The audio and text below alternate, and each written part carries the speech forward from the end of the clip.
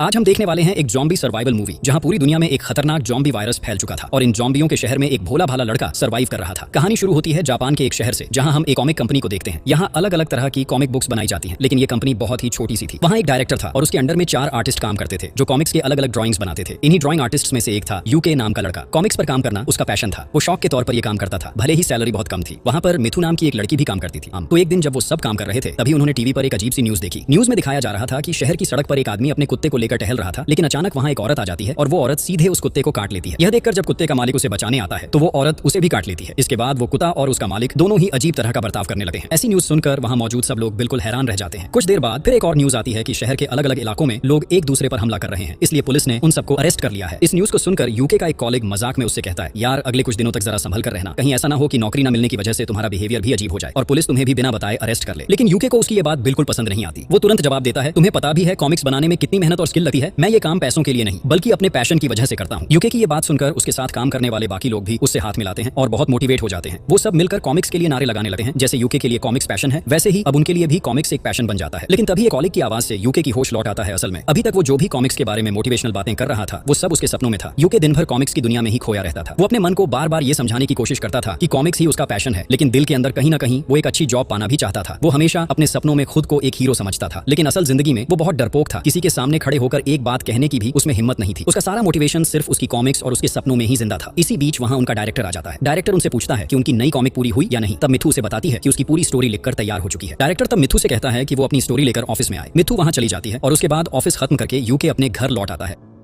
घर पर सुजुकी नाम की एक लड़की थी जो उसकी गर्लफ्रेंड थी, लेकिन सुजुकी वहां यूके से एक शब्द भी नहीं बोलती। वो चुपचाप टीवी ऑन करती है और लेट जाती है। यूके भी कुछ नहीं कहता और रोज की तरह अकेले बैठकर खाना खाने लगा है। तभी टीवी पर एक लड़की बोल रही होती है, आप कभी ऐसे इंसान से प्यार मत करना जो सिर्फ अपने काम में ही डूबा रहता है, वरना इस छोटी सी जिंदगी से आप सब कुछ खो दोगे और प्यार क्या होता है ये भी कभी समझ नहीं पाओगे। सुजुकी तब उन बातों को यूके तक पहुंचाने के लिए वॉल्यूम बढ़ा देती है। यूके ये सुनकर बहुत बुरा महसूस करता है। वो समझ जाता है कि सुजुकी ने कितनी तकलीफ झेली है, क्योंकि वो हमेशा सिर्फ अपने काम में ही लगी रहती है। उस रात उसे नींद बिल्कुल नहीं आ रही थी, इसलिए वो बैठकर अपनी कॉमिक्स ड्राइंग कर रहा था। कुछ देर बाद वो अपने पुराने कामों को देखता है जिन्हें उसे बेस्ट कॉमिक्स ड्राइंग आर्टिस्ट के तौर पर अवार्ड्स दिए गए थे। फिर यूके अपना लॉकर खोलता है जिसमें उसकी एक गन और गन का लाइसेंस रखा हुआ था। यूके उस गन को हाथ में लेकर आईने के सामने खड़ा हो जाता है और खुद को हीरो की तरह पोज देता है और कहती है, तुम तो ठीक से इनकम भी नहीं कर पाते, अब क्या मुझे थोड़ी शांति से सोने भी नहीं दोगे। यूके जवाब देता है, तुम देखो पहले मेरी पहली कॉमिक्स को पब्लिश होने दो, फिर देखना कैसे मेरे पॉकेट में पैसा आता है। उसके बाद हम दोनों बहुत अच्छे रहेंगे और मैं तुम्हारा भी बहुत ख्याल रखूंगा सुजुकी, तुम बस मुझे थोड़ा समय दो। यूके इस तरह सुजुकी का मन भलाई करने की कोशिश करता है। अगले दिन यूके अपनी कॉमिक्स की स्टोरी लेकर एक पब्लिशर के पास जाता है ताकि वो अपनी कॉमिक्स जल्दी से जल्दी पब्लिश करवा सके। पब्लिशर उसकी कॉमिक्स पढ़ता है और कहता है, तुम्हारी कॉमिक्स में स्पेशल क्या है? इस स्टोरी में मैं कुछ यूनिक नहीं देख पा रहा हूँ, पूरी स्टोरी तो मेरे लिए सामान्य कॉमिक्स जैसी लग रही है। उसी समय वहाँ एक पॉपुलर कॉमिक्स राइटर आता है। पब्लिशर उससे बात करने जाता है। इसी बीच यूके और वो कॉमिक्स राइटर एक दूसरे से मिलते हैं। यूके उसे पहचान लेता है। 15 साल पहले जब यूके को अवार्ड्स मिला था उस फंक्शन में यही राइटर भी एक अवार्ड जीत चुका था। लेकिन इतने सालों बाद जबकि यूके अब तक अपनी कोई भी कॉमिक्स पब्लिश नहीं कर पाया, वही राइटर अब एक बहुत पॉपुलर राइटर बन चुका है। इस बीच वो पब्लिशर यूके की स्टोरी को रिजेक्ट कर देता है और उस पॉपुलर राइटर को एंटरटेन करने चला जाता है। यूके यह देखकर बहुत बुरा महसूस करता है। वो सोचता है कि सच में वो एक लूजर है। फिर वो सीधे सुजुकी के पास लौट आता है। सुजुकी उससे उसकी कॉमिक्स के पब्लिश होने की खबर जानना चाहती है। यूके उसे पूरी घटना बता देता है और बताता है कि उसकी कॉमिक्स को रिजेक्ट कर दिया गया है। इस पर सुजुकी आज बहुत गुस्सा हो जाती है। वो यूके की सारी कॉमिक्स की चीजें इधर उधर फेंकने लगती है और चिल्लाती है, मैं तुम्हें कितने सालों से कह रही हूँ कि कॉमिक्स की दुनिया से बाहर निकलो, इसके साथ तुम कभी कुछ हासिल नहीं करोगे, तुम्हें एक अच्छी जॉब ढूंढनी चाहिए, लेकिन तुम मेरी कोई बात नहीं सुनते। इतने साल कॉमिक्स के पीछे काम करने का क्या फायदा हुआ? तुम्हारा शादी करने का इंतजार करते करते मेरी उम्र 34 साल हो गई। मैं और कितनी देर तक इंतजार करूं? तुम कब सक्सेस होगे और कब शादी करोगे? मैं तुम्हारे लिए अब एक और दिन भी इंतजार नहीं कर सकती। इतना कहकर सुजुकी यूके को धक्का देकर कमरे से बाहर कर देती है, क्योंकि ये वास्तव में उसका घर था। इसके बाद सुजुकी अपने कमरे में रोते रोते यूके से कहती है, तुम आज से अपने कॉमिक्स के सपने छोड़ दो, कॉमिक्स की सारी चीजें फेंक दो और एक नई जॉब ढूंढो ताकि हमारी दोनों की जिंदगी चल सके, फिर तुम मुझसे संपर्क करोगे। लेकिन अगर तुम ऐसा नहीं कर पाते तो कभी भी मेरे सामने मत आना, शायद तुम अपने जीवन में कॉमिक्स को चुनो, नहीं तो मुझे। सुजुकी की ये बातें सुनकर यूके को बहुत बुरा लगा है। वो दरवाजे के पास जाकर उससे माफी मांगता है। वो उसे कई बार सॉरी कहता है। यूके कहता है, तुम्हारे कमरे के अंदर मेरी गन का लाइसेंस रखा है, मुझे मेरा लाइसेंस दे दो, मैं अब यहाँ से जा रहा हूँ। सुजुकी को समझ में आता है कि शायद यूके ने कॉमिक्स को ही चुना है, इसलिए वो गुस्से में दरवाजा नहीं खोलती, लेकिन अंदर से उसे लाइसेंस दे देती है। यूके तब बाहर के एक बेंच पर जाकर काफी समय तक मन ही मन उदास बैठा रहता है। वो अपने ऑफिस में शिफ्ट होने का सोचता है। अगले दिन सुबह जब वो अपने ऑफिस में काम कर रहा होता है तभी टीवी पर एक न्यूज दिखाई जाती है। न्यूज में बताया जा रहा था कि शहर में नया वायरस फैल गया है। इस वायरस से संक्रमित लोग अजीब व्यवहार करने लगते हैं। ऐसा लगता है कि ये वायरस धीरे धीरे भयानक रूप धारण कर सकता है। इसी बीच मिथु बताती है कि उसका शरीर बिल्कुल अच्छा नहीं है और वो बहुत बीमार महसूस कर रही है। उसके बाद वो वहां से दूसरे कमरे में चली जाती है। इसी समय उनके एक कॉलिग सबको बताता है कि लगभग 2 घंटे बाद मिथु डायरेक्टर के कमरे से बाहर आई। बाहर आने के बाद से उसका व्यवहार अजीब हो गया है और उसके शरीर पर काटने के निशान भी दिख रहे हैं। लेकिन डायरेक्टर की तो एक सुंदर फैमिली है, फिर डायरेक्टर ने मिथु के साथ ऐसा क्यों किया? वे वास्तव में यहाँ खराब कुछ सोच रहे थे। लेकिन उसी समय वहाँ डायरेक्टर आ जाता है। डायरेक्टर कह रहा था कि उसका शरीर भी आज अच्छा महसूस नहीं कर रहा रहा है, इसलिए वो दवा ले रहा था। लेकिन देखा जाता है कि डायरेक्टर की आंखें धीरे धीरे लाल होने लगती हैं। दूसरी ओर यूके कॉमिक्स लिखते लिखते थक कर सो गया था। तभी सुजुकी उसे फोन करती है। यूके ये देखकर बहुत खुश होता है और अपने कॉलिग्स को काम में डिस्टर्ब न करने के लिए वो बाहर जाकर बात करता है। लेकिन उसी समय वो एक चीज नोटिस करता है, आसमान में कई हेलीकॉप्टर किसी एक जगह की ओर जा रहे हैं। यूके यह देखकर बहुत डर जाता है। वो सोचता है कि क्या शहर में फिर से वायरस फैल गया है, क्योंकि टीवी पर तो यही न्यूज दिखाई जा रही थी। इस बीच सुजुकी बात करते करते बहुत इमोशनल हो जाती है। यूके उसे कहता है, तुम ठीक हो, तुम्हें शरीर खराब तो नहीं लग रहा। लेकिन सुजुकी उसे जवाब देती है, तुम मुझे माफ कर दो। गुस्से में मैंने तुमसे बहुत कुछ कहा, मैंने तुम्हारे सपनों को छोटा समझा, मुझे तुम्हारे इस बुरे समय में तुम्हारे साथ होना चाहिए था, तो तुम मुझे माफ कर दो और फिर से घर लौट आओ। सुजुकी की बातें सुनकर यूके बहुत चिंतित हो जाता है। वो तुरंत सुजुकी को देखने चल पड़ता है। लेकिन काफी समय तक घर के दरवाजे पर नॉक करने के बावजूद सुजुकी दरवाजा नहीं खोलती और कोई आवाज भी नहीं आती। यूके तब दरवाजे के उस छोटे से हिस्से से उसे देख रहा था। सुजुकी पूरी तरह सीधी होकर बिस्तर पर चुपचाप लेटी रहती है। यूके यह देखकर बहुत चिंतित हो जाता है। वो बार बार उसे दरवाजा खोलने के लिए कहता है। कुछ ही समय बाद देखा जाता है कि सुजुकी बहुत अजीब तरीके से बिस्तर से उठकर बैठ जाती है। कुछ ही देर में अजीब व्यवहार करते हुए वो बिस्तर से गिरकर जमीन पर पड़ जाती है और फिर वहां छटपटाने लगती है। यूके यह देखकर बहुत डर जाता है। धीरे धीरे सुजुकी दरवाजे की ओर बढ़ने लगती है और जैसे ही यूके उसका चेहरा देखता है उसकी आत्मा कांप उठती है। असल में सुजुकी अब पूरी तरह से ज़ॉम्बी बन चुकी है। वो दरवाजा खोलकर सीधे यूके पर हमला करने ही वाली थी, लेकिन यूके किसी तरह उसे पकड़ लेता है और उसे कंट्रोल करने की कोशिश करता है।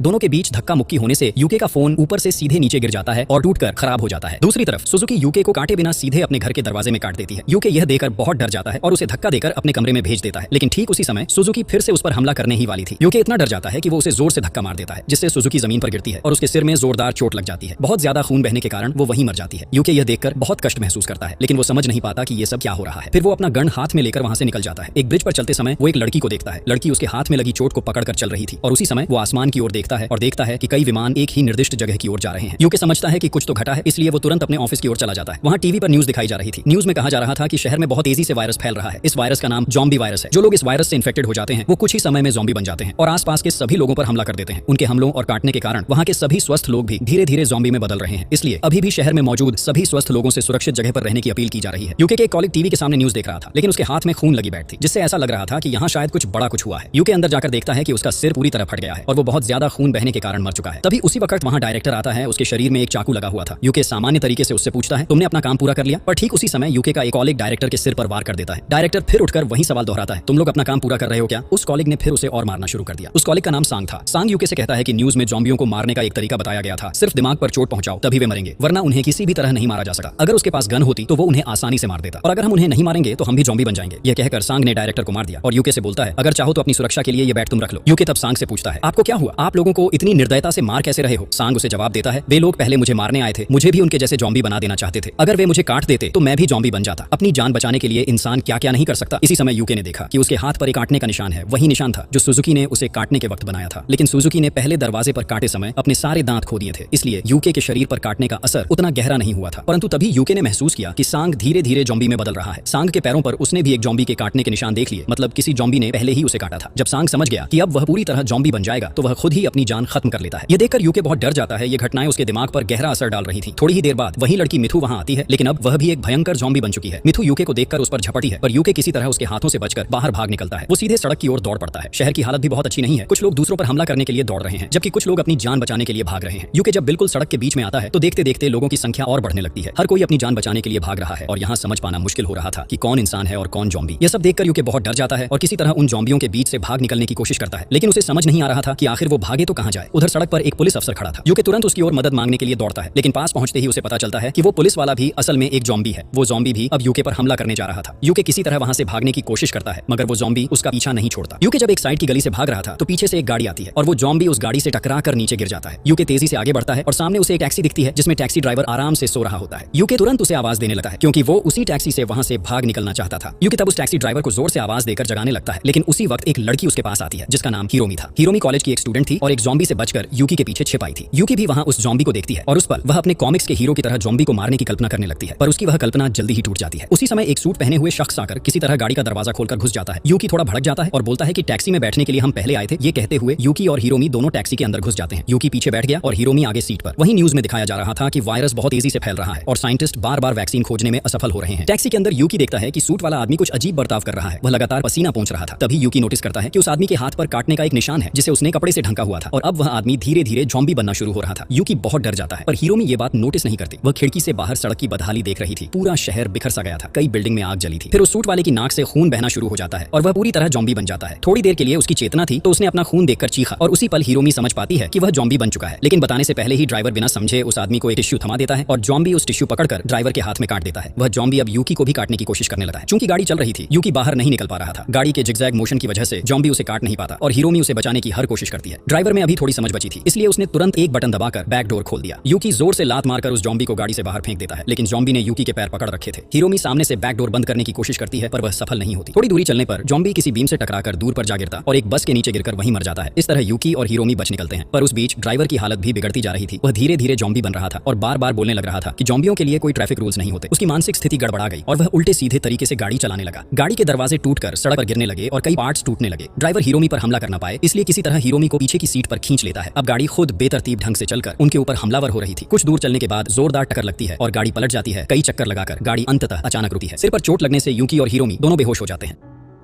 बहुत समय बाद जब यूकी को होश आता है तो वह पाता है कि हिरोमी भी बेहोश पड़ी है। वे दोनों एक साथ गाड़ी से बाहर निकलते हैं और देखते हैं कि सिर्फ उनकी गाड़ी ही नहीं, एक के बाद एक कई गाड़ियां एक्सीडेंट हुई पड़ी हैं। सड़क पर सिर्फ गाड़ियां ही दिख रही थी और आसपास किसी इंसान का कोई पता नहीं था। वे दोनों अकेले बचे नजर आते हैं। धीरे धीरे वे आगे बढ़ते हैं और कुछ दूरी पर एक सुरक्षित स्थान पर पहुंच जाते हैं। हिरोमी फोन निकालकर आसपास की स्थिति चेक कर रही होती है। उसके मोबाइल पर कई मैसेज नोटिफिकेशन आए हुए थे। ये मैसेज गवर्नमेंट के नंबर से भेजे गए थे। उन संदेशों में से एक में लिखा था कि जो भी सर्वाइवर्स शहर में हैं और जिनके शरीर पर ज़ॉम्बी वायरस का कोई इन्फेक्शन नहीं है, वे माउंट फूजी की ओर चले जाएं। वहां आप लोगों के लिए हर तरह की व्यवस्था कर दी गई है। माउंट फूजी जापान का एक जगह का नाम था। तो यहाँ जब वे मैसेज पढ़ रहे थे तभी हिरोमी का फोन बंद हो जाता है, क्योंकि उसके फोन में बिल्कुल भी चार्ज नहीं था। अब वे दोनों चलते चलते एक जगह पर आकर बैठ जाते हैं और वहां से दूर से माउंट फूजी दिखाई दे रहा था, क्योंकि माउंट फूजी एक पहाड़ था। अब उन्होंने तय किया कि वे माउंट फूजी तक जाने के लिए निकलेंगे। उन्होंने ये भी सोचा कि वे जंगल वाले रास्ते से जाएंगे, क्योंकि मेन रोड उनके लिए बहुत ज्यादा खतरनाक हो सकता है। तो अब वे जंगल के रास्ते की ओर बढ़ने लगते हैं। कई घंटों तक चलने के बाद देखते देखते शाम हो जाती है। चारों तरफ अंधेरा छा जाता है, इसलिए वे दोनों अपनी सुरक्षा के लिए एक जगह रुक जाते हैं और वहीं रुकर रात बिताने का फैसला करते हैं। दोनों को बहुत जोर की भूख लगी थी और यूकी के पास सिर्फ एक ही रोटी थी। यूकी तब उस रोटी का आधा हिस्सा हिरोमी को दे देता है। हिरोमी खुश होकर उसे दिल से धन्यवाद कहती है, लेकिन अब तक वे दोनों एक दूसरे के नाम नहीं जानते थे, इसलिए हिरोमी यूकी को अपना नाम बताती है और उसका नाम पूछती है। यूकी तब बताता है कि उसका नाम यूकी है, जिसका मतलब होता है हीरो। वो ये भी कहता है कि उसके नाम का मतलब हीरो है, लेकिन असल जिंदगी में वो एक लूजर है। इतनी उम्र होने के बावजूद उसने अपनी लाइफ में कुछ नहीं किया। लेकिन हिरोमी उसे कहती है कि उसे ऐसा नहीं सोचना चाहिए, क्योंकि आज उसी ने उसकी जान बचाई और यही तो एक सच्चे हीरो की पहचान होती है। वो फिर कहती है, लेकिन तुम्हारे पास तो बंदूक है, तुम उसका इस्तेमाल क्यों नहीं करते? बंदूक की बात पर यूकी हिरोमी से पूछता है, क्या तुम्हारे पास अपनी सुरक्षा के लिए कोई बंदूक है? अगर नहीं तो अपने बचाव के लिए तुम्हारे पास क्या है? हिरोमी तब एक आईपैड निकालती है और कहती है, इस आईपैड में मेरी माँ का एक गाना रिकॉर्ड किया हुआ है। जब भी मुझे किसी चीज से डर लगता है, मैं माँ की आवाज में ये गाना सुनती हूँ और तुरंत मेरा मन शांत हो जाता है। हिरोमी तब गाना प्ले करती है, एक ईयरफोन यूकी को देती है और कहती है कि वो भी ये गाना सुने। फिर वे दोनों साथ में गाना सुनने लगते हैं। हिरोमी की माँ का यह गाना बहुत ही प्यारा था। दोनों ध्यान से गाना सुनते सुनते वहीं सो जाते हैं। सुबह जब यूकी की आंख खुलती है तो वह देखता है कि हिरोमी उसका कंधा पकड़े सो रही है, लेकिन तभी यूकी एक डरावनी बात नोटिस करता है। हिरोमी की गर्दन पर एक काटने का निशान है। वह तुरंत अपनी बंदूक उसकी ओर तान देता है और पूछता है, यह निशान क्या है? क्या तुम ज़ॉम्बी वायरस से इन्फेक्टेड हो? हिरोमी यूकी की बात समझ नहीं पा रही थी। वह उसके ऐसे व्यवहार से चौंक गई थी। लेकिन जब यूकी उससे उस काटने के निशान के बारे में पूछता है, तब हिरोमी बताती है कि 3 दिन पहले मैंने अपने पड़ोसी के एक छोटे बच्चे को गोद में लिया था और तभी उस बच्चे ने अचानक मुझे ऐसे ही काट लिया था। मैं ज़ॉम्बी वायरस से इन्फेक्टेड नहीं हूँ। अगर मैं सच में इन्फेक्टेड होती तो क्या मैं अब तक बिल्कुल सामान्य रह पाती? फिर हिरोमी उसे और कहती है, तुमने चूंकि मुझ पर शक करके मेरी तरफ बंदूक तान दी है, तो अगर तुम्हें अपने मन की शांति चाहिए तो तुम मुझे शूट कर सकते हो। इससे तुम्हारा शक दूर हो जाएगा। वैसे भी इस दुनिया में मेरे जिंदा रहने का अब कोई मतलब नहीं है। मैं नहीं चाहती कि हमारे बीच किसी तरह का संदेह बाकी रहे। लेकिन हिरोमी की ये बातें सुनकर यूकी को अपनी गलती का एहसास होता है। वो हिरोमी से कहता है कि उसे अब बिल्कुल चिंता करने की जरूरत नहीं है। वो हमेशा उसके साथ रहेगा। वो चाहे जैसे भी हो हिरोमी को माउंटेन तक लेकर जाएगा। वहां पहुंचने के बाद वे दोनों सुरक्षित रहेंगे। इसके बाद वे दोनों फिर से माउंट फूजी की ओर चल पड़ते हैं। जंगल के रास्ते पर बहुत देर तक चलते रहने के बाद दोनों थकर एक जगह बैठ जाते हैं। तभी हिरोमी यूकी से कहती है, अब तुम्हें अकेले ही माउंट फूजी जाना होगा। मैं तुम्हारे साथ और आगे नहीं जा पाऊंगी। हिरोमी बताती है कि उसका शरीर बहुत भारी लग रहा है। उसे ऐसा महसूस हो रहा है कि वो ज़ॉम्बी में बदल रही है। हालांकि किसी ज़ॉम्बी ने उसे काटा नहीं, लेकिन उसके शरीर में जो पुराना जख्म था, शायद उसी जख्म से किसी ज़ॉम्बी के खून के जरिए वायरस उसके शरीर में पहुंच गया। यह सब कहकर हिरोमी यूकी को अपना आईपैड देती है और कहती है, अगर कभी तुम्हें डर लगे तो मेरी माँ का गाया हुआ गाना सुन लेना। ये कहने के कुछ ही देर बाद हिरोमी धीरे धीरे ज़ॉम्बी में बदल जाती है। यूकी चाहकर भी उसे गोली नहीं मार पाता। उसके दिल में हिरोमी के लिए बहुत दर्द था, इसलिए वो अपनी जान बचाने के लिए वहां से भाग निकलता है। भागते हुए उसे एक आदमी दिखता है और वो उससे मदद मांगने जाता है, लेकिन वो आदमी असल में एक भयानक ज़ॉम्बी निकलता है। वो ज़ॉम्बी यूकी पर झपट पड़ता है। यूकी पूरी ताकत से उससे बचने की कोशिश करता है, लेकिन ज़ॉम्बी उसे काटने ही वाला होता है। तभी अचानक हिरोमी वहां आ जाती है। हिरोमी उस ज़ॉम्बी से यूकी को बचा लेती है। वो उस ज़ॉम्बी के हाथ पैर तोड़कर उसे टुकड़ों में बांट देती है। हिरोमी का यह रूप देखकर यूकी बहुत डर जाता है। जब हिरोमी उसके सामने आती है, यूकी और भी घबरा जाता है और कहता है, मुझे मत मारो। लेकिन हिरोमी उसकी तरफ हाथ बढ़ाकर उसे जमीन से उठाती है। यूकी तब अपनी जान बचाने के लिए हिरोमी को दिल से धन्यवाद देता है। उसके बाद वो बंदूक लेकर वहां से जाने लगा है, पर कुछ कदम चलने के बाद फिर रुक जाता है। वो वापस मुड़ता है और हिरोमी के पास लौट कर आता है। वो सोचता है कि शायद हिरोमी अभी अभी पूरी तरह इन्फेक्टेड नहीं हुई, शायद वो आधी इंसान और आधी जॉम्बी है। यूकी तब तय करता है कि वो हिरोमी को अपने साथ लेकर ही चलेगा। वे दोनों फिर से रास्ते पर निकल पड़ते हैं। रास्ते में उन्हें एक कार में कुछ खाना मिलता है जिसे वे दोनों बांटकर खाते हैं। थोड़ी देर बाद उन्हें एक साफ नाले से पानी भी मिलता है और इस तरह चलते चलते फिर से रात हो जाती है। वे जंगल की एक सुरक्षित जगह पर रुककर रात बिताते हैं। किसी तरह वो रात बीत जाती है। धीरे धीरे कई दिन बीत जाते हैं। अगले दिन सुबह हिरोमी को इतनी ज्यादा भूख लगी थी कि उसके पास चलने की ताकत ही नहीं बची थी। तब यूकी उसे अपनी पीठ पर उठा लेता है और धीरे धीरे रास्ता तय करने लगता है। रास्ते में उन्हें एक ट्रॉली मिलती है जिसमें सिर्फ खाने के छिलके पड़े होते हैं, लेकिन उस ट्रॉली पर माउंट फूजी का एड्रेस लिखा होता है। यह देखकर दोनों बहुत खुश हो जाते हैं क्योंकि उन्हें लगता है कि अब वे शायद माउंट फूजी के बहुत करीब पहुंच गए हैं। लेकिन अब हिरोमी पूरी तरह कमजोर पड़ चुकी थी, इसलिए यूकी उसे उसी ट्रॉली में बैठा लेता है और वह हिरोमी को लेकर आगे बढ़ता है। लेकिन चूंकि दोनों बहुत ज्यादा भूखे थे, इसलिए यूकी पहले हिरोमी को लेकर एक सुपर शॉप में जाता है जहां वे कुछ खाने पीने की चीज और पानी पा सके। पर सुपर शॉप के बाहर की भी हालत अच्छी नहीं थी। वहां भी कई गाड़ियां एक्सीडेंट में पड़ी थी और आसपास कई लोग दिख रहे थे। यूकी किसी तरह हिरोमी को लेकर शॉप के अंदर जाता है। वहां सबसे पहले वे एक कपड़ों की दुकान देखते हैं और पुराने गंदे कपड़े बदलकर नए साफ कपड़े पहन लेते हैं क्योंकि कई दिन से वही पुराने कपड़े पहने हुए थे। तभी वहां एक जॉम्बी आकर यूकी पर हमला कर देता है। वह जॉम्बी यूकी को काटने ही वाला था, पर पीछे से किसी ने उस जॉम्बी पर हमला कर दिया और उसकी खोपड़ी फटकर वह वहीं मर जाता है।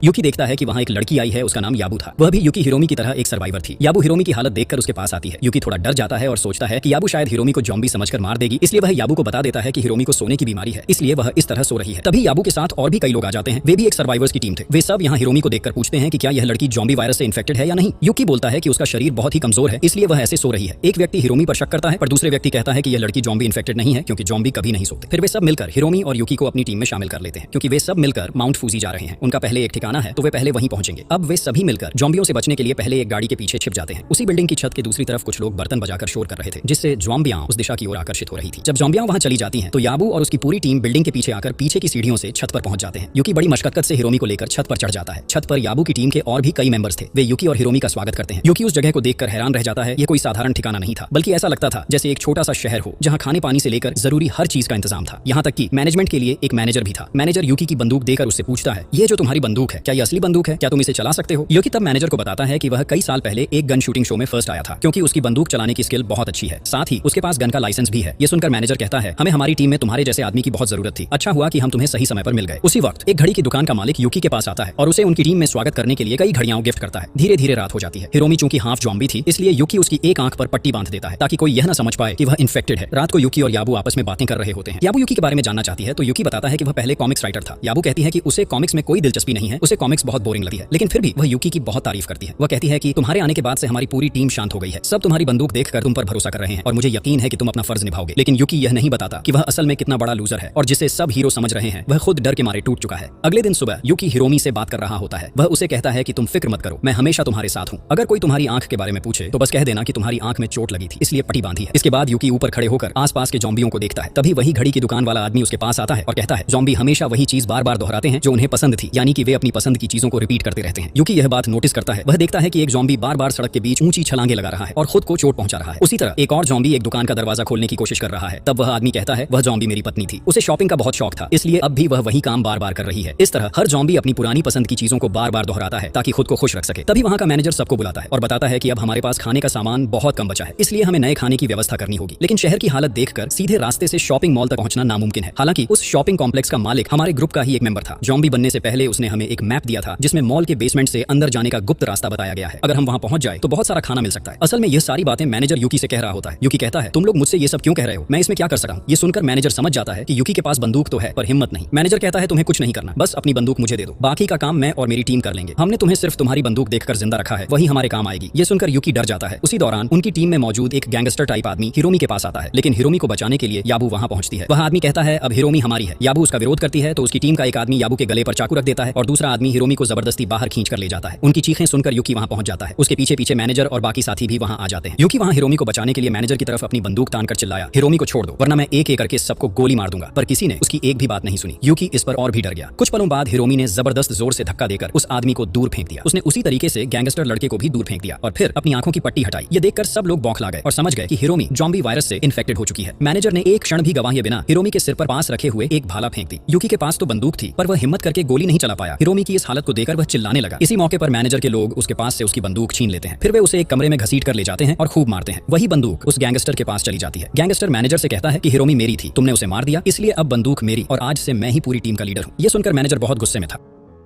इधर यूकी वहां से निकलकर हिरोमी के टेंट के पास आता है जहां याबू चुपचाप उदास बैठी थी। यूकी उससे हिरोमी के बारे में पूछता है। याबू उसे दूर एक तंबू में ले जाती है जहां उसने हिरोमी का इलाज करके उसे सुला रखा था, यानी हिरोमी अभी भी जिंदा थी और यह देखकर यूकी बहुत खुश होता है। याबू यूकी से कहती है कि हिरोमी कोई आम जॉम्बी नहीं है, उसके शरीर में बहुत ज्यादा इम्यून्स है, यहाँ तक कि वह जॉम्बी होते हुए भी दिमाग के हिसाब से सिंपल काम कर रही है। यूकी हैरान होकर पूछता है कि तुम ये सब कैसे जानती हो। याबू बताती है कि वह कई सालों तक एक हॉस्पिटल में नर्स रही थी। जब जॉम्बी वायरस फैल गया तो उसने अपने पेशेंट्स को छोड़कर भागकर अपनी जान बचाई और अब उसे अपने की पर बहुत है। वह किसी भी तरह हिरोमी को बचाना चाहती थी और उसने पूरा कोशिश किया। फिर याबू यूकी को एक बहुत इंपॉर्टेंट बात बताती है, क्योंकि हिरोमी जॉम्बी होने के बाद भी इतनी शांत है और उसका शरीर सिंपल तरीके से काम कर रहा है, तो शायद हम हिरोमी के खून से कोई वैक्सीन बना सकें। यूकी तब याबू से कहता है, याबू मैं तुमसे भी ज्यादा गिल्ट फील कर रहा हूँ। मैं इतना अक्षम इंसान हूँ कि बंदूक होने के बावजूद कभी इसे सही ढंग से इस्तेमाल नहीं कर पाया, पर अब जब मैं एक टीम में शामिल हो गया हूँ तो कम से कम मैं उनके साथ मिलकर काम करने की कोशिश करूंगा। मैं बेसमेंट जाकर उनके साथ खाना लाने चलता हूँ, तब तक तुम प्लीज हिरोमी का ध्यान रखना। इसके बाद यूकी उस गैंगस्टर की टीम में शामिल हो जाता है। मैनेजर के पास जो भाला था उसे गैंगस्टर का एक आदमी छीन लेता है। वे लोग बिल्डिंग के दूसरी तरफ से छत से नीचे उतरते हैं। टीम के बाकी मेंबर्स ऊपर से आवाज करके जॉम्बियों का ध्यान आकर्षित कर रहे थे और इसी अवसर का फायदा उठाकर यूकी और बाकी लोग बेसमेंट तक पहुंचने में सफल हो जाते हैं। वे एक टॉर्च की रोशनी में मैप देकर आगे बढ़ रहे थे, लेकिन तभी अचानक बेसमेंट की लाइट चल पड़ती है और वे देखते हैं कि वे एक सुपर शॉप के अंदर पहुंच गए हैं जहां बहुत खाना रखा था। ये देखकर सब बहुत खुश होते हैं, पर ठीक उसी समय वहां के लाउड स्पीकरों पर कोई गाना बजने लगता है। सभी चिंता में पड़ जाते हैं और सोचने लगते हैं कि यहाँ गाना कौन बजा रहा है। उसी वक्त वे नोटिस करते हैं कि मैनेजर उनके साथ नहीं है और ये सब वही कर रहा है ताकि बदला लिया जा सके। लाउड स्पीकरों पर गाना सुनकर एक भयानक जॉम्बी वहां आ जाता है और वह एक मेंबर पर हमला कर देता है। गैंगस्टर उस जॉम्बी को गोली मारकर मार देता है और खुश हो जाता है, पर अभी तक बहुत सारी जॉम्बियां सुपर शॉप की ओर दौड़ती आ रही थी और सब वहां से भागने की कोशिश करने लगते हैं। वो रास्ता जिससे वे बेसमेंट से भागने वाले थे वहां भी म्यूजिक बज रहा था और म्यूजिक सुनकर जॉम्बियां वहां भी पहुंच जाती हैं। तब जॉम्बियां गैंगस्टर को पकड़ने लगती है, पर वह अपने बचने के लिए अपने ही टीम मेंबर्स को जॉम्बियों की ओर धकेल देता है और बाकी लोग अलग रास्तों से भाग निकलते हैं। इधर कंट्रोल रूम में मैनेजर यह सब देख रहा था और उसे बहुत मजा आ रहा था। उसने और भी कई स्पीकर्स पर वही गाना चला दिया ताकि और ज्यादा मजा मिल सके। एक जॉम्बी उस गाने से बहुत ज्यादा उत्साहित होकर कूद कर सीधे हिरोमी के तंबू की ओर आ पड़ता है। वहीं अचानक एक जॉम्बी गैंगस्टर पर हमला कर देता है और गैंगस्टर के हाथ से वह बंदूक नीचे गिर जाती है। दूसरी तरफ यूकी जॉम्बियों से बचने के लिए सुपर शॉप की एक छोटी सी कमरे में छिप जाता है। वह अंदर से देखता है कि सुपर शॉप के अंदर भी बहुत सारे जॉम्बी आ गए हैं। तभी वहां फर्श पर पड़े एक वॉकी टॉकी से याबू की आवाज आती है। याबू मदद मांग रही थी, अगर हमें कोई सुन रहा है तो हमारी मदद करो। एक जॉम्बी हमारे तंबू तक पहुंच गया है और उसने हमारे कई मेंबरों पर हमला कर दिया है, हमें किसी भी तरह बचा लो। वॉकी टॉकी की आवाज यूकी तक पहुंचती है और वह दोनों की चिंता से बेचैन हो उठा है। वह बार बार उन्हें बचाने के लिए बाहर जाना चाहता है, पर कल्पना में उसे लगता है कि बाहर जाने पर जॉम्बियां उसे पकड़ लेंगे। कुछ देर बिल्कुल हिचकिचाने के बाद वह हीरो की तरह चिल्लाकर बाहर निकल आता है और खुशकिस्मती से वहां कोई जॉम्बी नहीं था, इसलिए यूकी कुछ हद तक शांत हो जाता है। पर ठीक उसी वक्त एक जॉम्बी उसकी बांह में कुतर देता है और उसे छोड़ने का नाम नहीं ले रहा था। यूकी हिम्मत करके उसे मार देता है। तब वह देखता है कि उसकी कलाई पर वे ही घड़ियां थीं जो उस घड़ी वाले ने उसे उपहार में दी थी, इसलिए वह इसी बार भी बच निकलता है। यूकी वॉकी टॉकी उठाकर बोलता है, डरो मत, मैं अभी आता हूं, मैं तुम्हें बचा लाऊंगा। फिर यूकी फ्लोर पर अपनी बंदूक ढूंढ पाता है और बहुत खुश होता है। इस बीच याबू ने जॉम्बी के हाथ से बचने के बाद हिरोमी को अपनी पीठ पर उठाकर किसी तरह बेसमेंट तक पहुंचाया था और वहां वही मैनेजर खड़ा मिला। याबू चाहती थी कि वह उसके साथ आ जाए। मैनेजर याबू से पूछती है, यूकी वह आदमी कहां है? मैनेजर कहता है, उस बेकार आदमी के बारे में मुझे कुछ पता नहीं, शायद अब वह जॉम्बी बन गया हो। यदि तुम चाहो तो अकेले आ सकती हो और उस हिरोमी को यहाँ छोड़कर चली भी जा सकती हो। याबू इससे सहमत नहीं होती और थोड़ी ही देर बाद देखा जाता है कि अचानक वही मैनेजर भी जॉम्बी बनना शुरू कर देता है, यानी किसी ने उसे काट लिया था। यह देखकर याबू हिरोमी लेकर भाग निकलती है। ठीक उसी समय यूकी वहां पहुंचता है और मैनेजर पर गोली चलाकर उसे मार देता है। तभी भाग दौड़ में एक और आदमी वहां आता है और दूसरी तरफ वही घड़ी वाला भी पहुंच जाता है जिसके पीछे बहुत सारे जॉम्बियां आ रही थी। फिर देखते देखते वे सब जॉम्बियों से चारों तरफ से घेर लिए जाते हैं। यूकी और बाकी लोग किसी तरह एक साइड की ओर भागकर चले जाते हैं। वहां यूकी उनसे कहता है कि उसके पास अब 96 गोलियां बची हैं, अगर चाहे तो एक साथ कई जॉम्बियों को मार जा सकता है, इसलिए किसी को भी घबराने की जरूरत नहीं। हिरोमी यूकी से कहती है कि वह यूकी पर बहुत गर्व महसूस कर रही है और यूकी की वजह से ही उसे सुरक्षित महसूस हो रहा है, उसके लिए यूकी असल हीरो है। यह सुनकर यूकी को बहुत हौसला मिलता है और वह एक हीरो की तरह जॉम्बियों के सामने बढ़ता है। फिर वह एक एक करके कई जॉम्बियों को गोली मारकर ढेर कर देता है। टीम के बाकी मेंबर भी उसकी मदद करते हैं। इस तरह कई जॉम्बियों को मारने के बाद वहां 3 लोग बचे रहते हैं। पर उसी वक्त एक ऐसा जॉम्बी दौड़ता हुआ आता है जो ऊंची ऊंची छलांगें लगा सकता था और वह बहुत ही ताकतवर निकला। उस समय यूकी के पास सिर्फ एक ही गोली बची थी और उस गोली को उसे उसी जॉम्बी के सिर पर मारनी थी। आखिरकार उसने सिर पर गोली मारी, पर उस जॉम्बी का सिर पहले से ही फटा हुआ था, इसलिए गोली का कोई असर नहीं हुआ। अब क्योंकि यूकी के पास और गोलियां न थीं, वह जॉम्बी उसके पास आ गया। तब यूकी ने अपनी बंदूक से जॉम्बी के सिर को पूरी तरह फाड़ दिया और अंततः वह जॉम्बी मर गया। इसी बीच याबू के पास मैनेजर की गाड़ी की चाबी थी जो उसने पहले मौके पाकर मैनेजर से छीन ली थी। तब वे तीनों मिलकर उसी गाड़ी में बैठकर निकल पड़ते हैं। याबू उन्हें हॉस्पिटल की ओर ले जा रही थी ताकि हिरोमी के खून से वैक्सीन बनाने की कोशिश की जा सके और इस तरह वे अपनी दुनिया को जॉम्बी वायरस से मुक्त कर सकें। रास्ते में याबू यूकी से उसका नाम पूछती है। यूकी इस पर गर्व से बताता है कि उसका नाम यूकी है और इसका मतलब हीरो होता है और इस तरह कहानी यहीं समाप्त हो जाती है।